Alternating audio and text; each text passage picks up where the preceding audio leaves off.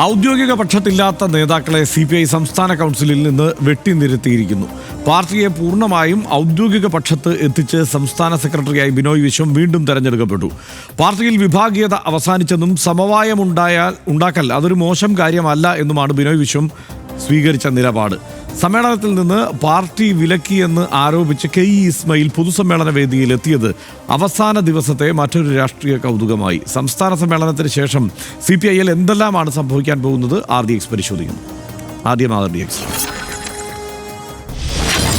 2023 ഡിസംബറിലാണ് CPI secretary സ്ഥാനത്തേക്ക് ബിനോയ് വിശ്വം എത്തുന്നത്. 2 വർഷമെടുക്കുമ്പോൾ പാർട്ടിയെ പൂർണ്ണമായും ഔദ്യോഗിക പക്ഷത്തേക്ക് നിലയുറപ്പിച്ചുകൊണ്ടാണ് മറുപേരില്ലാതെ ബിനോയ് വിശ്വം തെരഞ്ഞെടുക്കപ്പെട്ടത്. ഔദ്യോഗിക പക്ഷത്തോട് ഇടഞ്ഞു നിൽക്കുന്നവരെ വെട്ടിനിരത്തിയാണ് CPI സംസ്ഥാന സമ്മേളനത്തിന് കൊടിയിറങ്ങുന്നത്. ഇടുക്കിയിലെ പാർട്ടിയുടെ പ്രധാന നേതാവായിരുന്ന KK ശിവരാമനാണ് ഒഴിവാക്കപ്പെട്ടവരിൽ പ്രമുഖൻ. പ്രായപരിധി കടന്നതിനാൽ CPI സംസ്ഥാന assistant general secretary E Chandrasekharan, KR Chandramohan, CN Jayadevan, V Chamunni എന്നിവരെയും CPI സംസ്ഥാന കൗൺസിലിൽ നിന്ന് ഒഴിവാക്കി. തിരുവനന്തപുരം നഗരസഭ ഡെപ്യൂട്ടി മേയർ AS റൈസ് എന്നിവരെ കാൻഡിഡേറ്റ് അംഗങ്ങളായി സംസ്ഥാന കൗൺസിലിൽ ഉൾപ്പെടുത്തി. പാലക്കാട് നിന്നും തിരുവനന്തപുരത്ത് നിന്നും 2 പേരും കൊല്ലത്ത് നിന്ന് 3 പേരും പുതുതായി കൗൺസിലിലെത്തി. പാർട്ടിയിൽ വിഭാഗീയത അവസാനിച്ചെന്നും സമവായമുണ്ടാക്കൽ മോശം കാര്യമല്ലെന്നുമായിരുന്നു പൊതുചർച്ചയിലെ മറുപടിയിൽ ബിനോയ് വിശ്വം പറഞ്ഞത്. KE ഇസ്മായിൽ പാർട്ടി വേദിയിലിരിക്കാൻ പോലും യോഗ്യതയില്ലാത്ത ആളാണെന്ന കടുത്ത വിമർശനവും ബിനോയ് വിശ്വം ഉയർത്തി. RDX rap news Malayalam.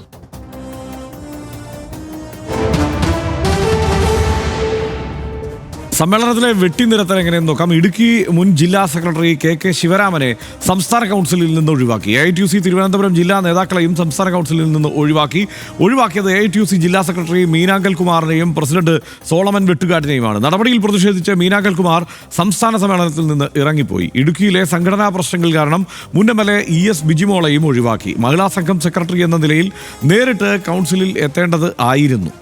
Chathannoor MLA GS ജയലാലിനെ ഇത്തവണയും തഴഞ്ഞു. ഫോൺ വിവാദത്തിൽ ഉൾപ്പെട്ട KM ദിനകരനും കമലാ സദാനന്ദനും കൗൺസിലിൽ ഉൾപ്പെട്ടു എന്ന കൗതുകം കൂടിയുണ്ട്. CPI സംസ്ഥാന സമ്മേളന പൊതുചർച്ചയിൽ ബിനോയ് വിശ്വത്തിനെതിരെ വിമർശനമുണ്ടായി. സംസ്ഥാന സെക്രട്ടറി ഒരേ വിഷയത്തിൽ രാവിലെയും ഉച്ചയ്ക്കും വൈകിട്ടും വ്യത്യസ്ത അഭിപ്രായം പറയുന്നു എന്നതായിരുന്നു ആ വിമർശനം. ബിനോയ് വിശ്വം ഭാരത് മാതാ കി ജയ് വിളിച്ചത് തെറ്റായിപ്പോയി എന്ന് പ്രതിനിധികൾ പറഞ്ഞു. സംസ്ഥാന സെക്രട്ടറിയുടെ നിലപാടുകൾ പലപ്പോഴും മനസ്സിലാവുന്നില്ല എന്നുമുള്ള വിമർശനം ഉണ്ട്.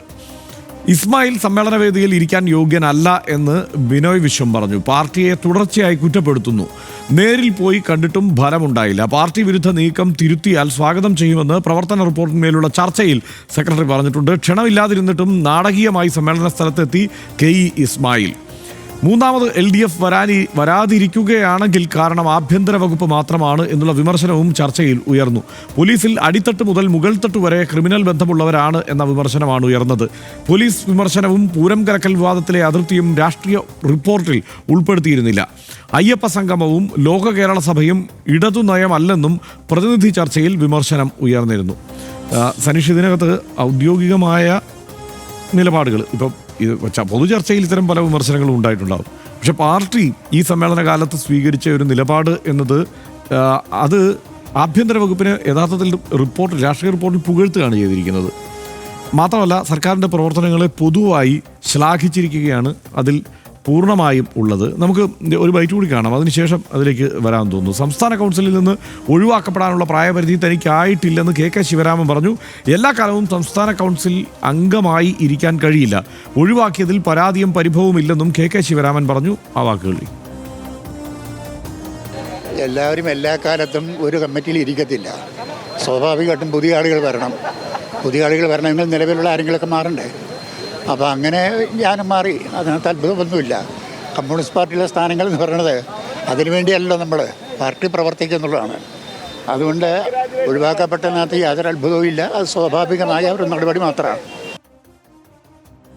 വിഭാഗീയതയുടെ ഭാഗമായാണ് CPI സംസ്ഥാന കൗൺസിലിൽ നിന്ന് ഒഴിവാക്കപ്പെട്ടതെന്ന് മീനാങ്കൽ കുമാർ. തനിക്ക് ചിലത് പറയാനുണ്ട്. അത് പറഞ്ഞാൽ CPIയിൽ നിന്ന് പലർക്കും രാജിവെച്ച് പോകേണ്ടി വരുമെന്നും മീനാങ്കൽ കുമാറിൻ്റെ ഭീഷണിയും ഉണ്ടായിരുന്നു. അതിലേക്ക് കമ്മ്യൂണിസ്റ്റ് പാർട്ടിയുടെ നേതാക്കന്മാർ ജനപ്രതിനിധികളുമായി എല്ലാം നിൽക്കുന്ന ആളുകൾ ചില സമീപനങ്ങളിൽ പറയാനുണ്ട്. ഞാൻ ചിലതെല്ലാം പറഞ്ഞാൽ ചില ആളുകളെല്ലാം ചില സ്ഥാനത്ത് നിന്ന് രാജിവെച്ച് പോകുന്ന സാഹചര്യം വരെ ഉണ്ടാകും. ഇപ്പോൾ ഒരാൾ ഒരു വർഷത്തെ ജയിൽവാസം അനുഭവിച്ച് വീട്ടിൽ വിശ്രമിക്കുന്നുണ്ട്. ക്ഷണമില്ലാതിരുന്നിട്ടും കെ ഇ ഇസ്മായിൽ നാടകീയമായി സമ്മേളന സ്ഥലത്തേക്ക് എത്തി. തന്നെ സ്നേഹിക്കുന്ന സഖാക്കളെ കാണാനായാണ് എത്തിയതെന്നായിരുന്നു പ്രതികരണം. എന്നെ ഞാനാക്കിയ ഒരു പാർട്ടിയാണ്. അപ്പോൾ ഈ പാർട്ടിയുടെ സംസ്ഥാന സമ്മേളനത്തിൻ്റെ പൊതുസമ്മേളനത്തിലെങ്കിലും പങ്കെടുക്കണം. എന്നെ സ്നേഹിക്കുന്ന, ഞാൻ അറിയുന്ന, എനിക്ക് കാണേണ്ടതായ ധാരാളം സഖാക്കൾ ഈ സമ്മേളനവുമായി ബന്ധപ്പെട്ടിട്ട് വരും. അവരെ കാണാനും വിഷ് ചെയ്യാനും ആശയവിനിമയം നടത്താനും ഒക്കെ കൂടി ഉദ്ദേശിച്ചാണ് പൊതുസമ്മേളനത്തിൽ എത്ര എന്നുള്ളതുകൊണ്ട് ഞാൻ വന്നത്. പഴയവർ മാറിയാലേ പുതിയവർക്ക് ഇടമുണ്ടാകൂ എന്നായിരുന്നു കെ ശിവരാമൻ അടക്കമുള്ളവരുടെ ഒഴിവാക്കലിനോട് ബിനോയ് വിശ്വത്തിന്റെ പ്രതികരണം. കെ ഇ ഇസ്മായിലിൻ്റേത് കൊച്ചു കാര്യമാണ് എന്നുമാണ് ബിനോയ് വിശ്വം പറഞ്ഞത്.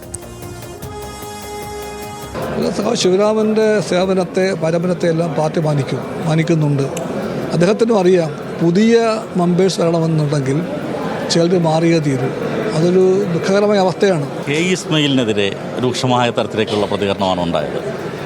കൊച്ചു കൊച്ചു കാര്യങ്ങളല്ലേ, അതെപ്പോഴും പറയണ്ട. കൊച്ചു കാര്യങ്ങൾ കൊച്ചായി കാണുക.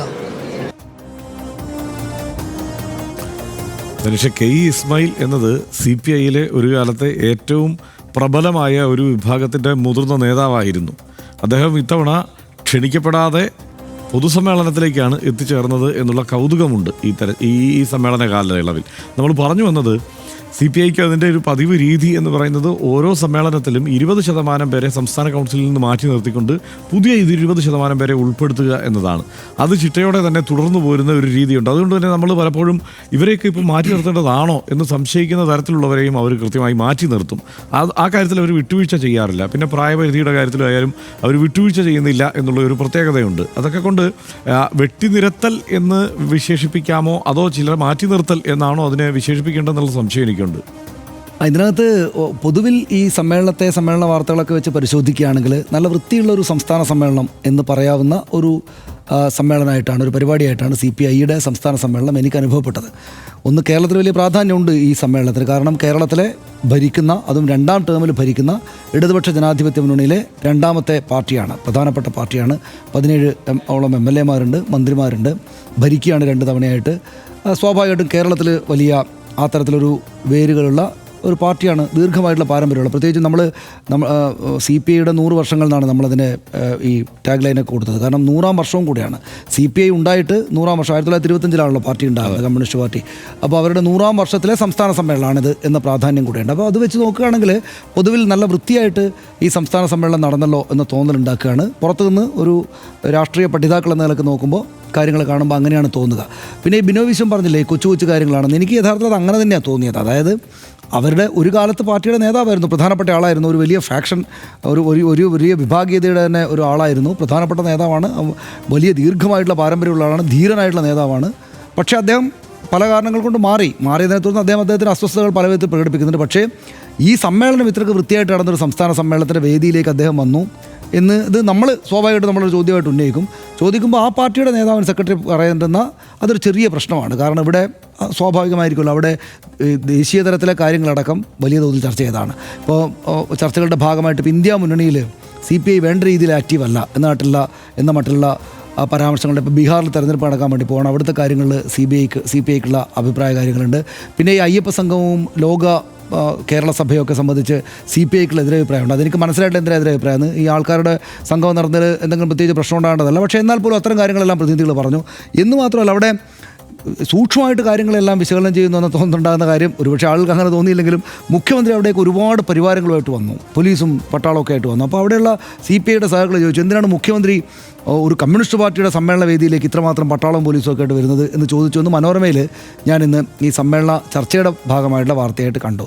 എന്ന് മാത്രമല്ല CPIയുടെ സംസ്ഥാന സമ്മേളനത്തിൽ പ്രസംഗിച്ച മുഖ്യമന്ത്രി പിണറായി വിജയൻ CPI എന്നൊരു തവണ പോലും പറഞ്ഞില്ല എന്നൊരു വിമർശനം ഞാൻ കേട്ടു. അത് നമ്മൾ അളന്നു നോക്കാൻ നമുക്ക് പറ്റിയിട്ടില്ല. പക്ഷേ ആ തരത്തിൽ എല്ലാ ഭാഗങ്ങളെയും സ്പർശിച്ചുകൊണ്ടുള്ള നല്ല ഒരു സമ്മേളനം അവർ നടത്തിയെന്നുള്ള തോന്നലാണ്. പ്രത്യേകിച്ച് എന്തെങ്കിലും ഈ വിഭാഗീയ പ്രശ്നങ്ങളടക്കം സത്യത്തിൽ നമ്മളിപ്പോൾ എന്തൊക്കെ വലിയ വിഭാഗീയ പ്രശ്നങ്ങൾ CPM-ലും CPI-ലും കോൺഗ്രസ് പാർട്ടിയിലൊക്കെ ആയിട്ട് കണ്ടതാണ്, BJP-യിലും കണ്ടുകൊണ്ടിരിക്കുന്നത്. അതൊക്കെ വെച്ച് നോക്കുകയാണെങ്കിൽ CPI-യിൽ ചെറിയ പ്രശ്നങ്ങളാണ് ഈ അദ്ദേഹത്തിൻ്റെ നേതൃത്വത്തിൽ, ബിനോയ് വിശ്വത്തിൻ്റെ നേതൃത്വത്തിൽ ഇപ്പോഴത്തെ ഈ CPM-Iയുടെ മുന്നോട്ട് പോക്കിൽ പൊതുവിൽ തൃപ്തിയുള്ള ഒരു പ്രവർത്തകരെയാണ് അവിടെ കണ്ടത് എന്നാണ് എനിക്ക് തോന്നുന്നത്. അങ്ങനെയല്ലേ? സാധാരണ CPI അതായത് ഇടത് മുന്നണി ഭരിക്കുമ്പോൾ എപ്പോഴും മുന്നണിക്കുള്ളിലെ, അതായത് ഭരിക്കുന്ന മുന്നണിക്കുള്ളിലെ പ്രതിപക്ഷമായാണ് CPI എപ്പോഴും പെരുമാറുക. അപ്പോൾ ആ നിലയ്ക്ക് എല്ലാ വിഷയങ്ങളിലും ഇപ്പോൾ പുതിയ വികസന പദ്ധതികളുമായി ബന്ധപ്പെട്ടുള്ള ചർച്ചകളിലൊക്കെ ആണെങ്കിലും സംശയങ്ങൾ ഇങ്ങനെ ചോദിച്ചുകൊണ്ടേയിരിക്കും. അത് കൊള്ളാവുന്ന ഒരു ഏർപ്പാടായിട്ടാണ് എനിക്ക് തോന്നിയിട്ടുള്ളത്. കാരണം എന്ന് വെച്ച് കഴിഞ്ഞാൽ മുന്നണി ഒരുപക്ഷെ കൈവിട്ട് എന്തെങ്കിലും ചെയ്തു പോകുന്ന ഒരു സാഹചര്യം ഉണ്ടാവില്ല എന്ന് ഉറപ്പിക്കാൻ വേണ്ട ഒരു ശ്രമം ഒരുപക്ഷെ CPIയുടെ ഭാഗത്തു നിന്ന് ഉണ്ടായേക്കാം. പലപ്പോഴും അത് ചിലപ്പോൾ നമ്മളൊക്കെ പരിഹസിച്ചിട്ടുള്ള നിലപാടുകൾ പോലും ആയിരിക്കും. തൊട്ട് മുമ്പ് ഇവിടെ വയനാട്ടിലെ തുരങ്കപാതയെക്കുറിച്ച് സംസാരിക്കുമ്പോൾ പോലും പ്രത്യേകിച്ച് കാര്യകാരണം അവതരിപ്പിക്കാതെ CPI സംസ്ഥാന സെക്രട്ടറി 4 വട്ടം ആലോചിച്ചിട്ട് വേണം അതിൽ തീരുമാനമെടുക്കാനെന്ന് പറഞ്ഞു. 4 വട്ടം ആലോചിച്ചിട്ടായിരിക്കുമല്ലോ എങ്കിലും തുരങ്കപാതയെക്കുറിച്ചുള്ള എന്നുവെച്ചാൽ ഇതിൻ്റെ വിദഗ്ധരുമായി ആലോചിച്ചിട്ടായിരിക്കുമല്ലോ അത് നടപ്പാക്കാൻ തീരുമാനിച്ചിട്ടുണ്ടാവുക. പക്ഷേ ഇങ്ങനെ ചില കമൻറ്റുകൾ CPIയുടെ ഭാഗത്തു നിന്ന് എപ്പോഴും വന്നുകൊണ്ടിരിക്കും. പക്ഷേ ഇത്തവണത്തെ സമ്മേളനത്തിൻ്റെ പ്രത്യേകത എനിക്ക് തോന്നുന്നത് ഈ തെരഞ്ഞെടുപ്പ് എന്നത് വളരെ പ്രധാനപ്പെട്ട സംഗതിയായി തന്നെ അതായത് ഈ പാർട്ടിക്കുള്ളിലെ ആഭ്യന്തര ചർച്ചകൾക്കപ്പുറത്ത് തെരഞ്ഞെടുപ്പിനെ ഒരു പ്രധാന സംഗതിയായി ബിനോയ് വിശ്വവും കാണുന്നുണ്ടെന്നാണ് ഞാൻ കരുതുന്നത്. ആ നിലയ്ക്ക് മുന്നണിയോടുള്ള ഒരു ഉത്തരവാദിത്വം ആ നിലയ്ക്ക് നിറവേറ്റിയിട്ടുണ്ട് എന്ന് ഒരു തരത്തിൽ പറയാം. പക്ഷേ അതേസമയം ഈ പോലീസിനൊക്കെ എതിരെയുള്ള ഇത്രയും രൂക്ഷമായ ചർച്ച നടക്കുമ്പോൾ ആ രാഷ്ട്രീയ റിപ്പോർട്ടിങ്ങിൽ ആഭ്യന്തര വകുപ്പിനെ പുകഴ്ത്തുന്നതിനോടൊപ്പം ഈ പോലീസ് ചെയ്യുന്ന പരിപാടി ശരിയല്ല എന്നതുകൂടി ഉൾപ്പെടുത്തണമായിരുന്നു എന്നുള്ളതാണ്. കാരണം CPIയിൽ നിന്ന് നമ്മൾ അതുകൂടി പ്രതീക്ഷിക്കുന്നുണ്ടല്ലോ. എന്തായാലും പൊതുചർച്ചയിൽ അത് ഉയർന്നിട്ടുണ്ട്. ആ വിമർശനങ്ങളെല്ലാം പൊതുചർച്ചയിൽ വന്നത്. ഇപ്പോൾ CPIM-ന്റെ സമ്മേളനത്തിലും പൊതുചർച്ചയിൽ ഈ വിഷയങ്ങളെല്ലാം ഈ മട്ടിൽ വിമർശന വിധേയമാവാറുണ്ട്. പൊതുചർച്ചയിൽ ആ വിഷയങ്ങളെല്ലാം വന്നിട്ടുണ്ട്. ബാക്കി കാര്യങ്ങൾ സനീഷ് നേരത്തെ പറഞ്ഞതുപോലെ വൃത്തിയുള്ള ഒരു സമ്മേളനം നടത്തി എന്നുള്ള പ്രതീതി തന്നെയാണ് തീർച്ചയായും അവർ മുന്നോട്ട് തരുന്നത് എന്ന് തന്നെ പറയാനുള്ളൂ.